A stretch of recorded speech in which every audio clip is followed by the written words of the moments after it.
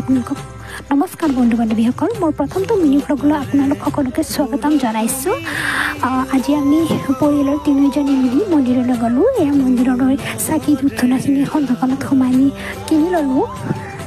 এয়া সৰুজনী ধুনীয়াকৈ আমাক দিলে। তাৰপিছত আমাৰ টিকলিজনীয়ে দেখিছেনে নাই, তাৰ আগেয়ে গৈছে, আমালৈকে ৰোৱাই নাই।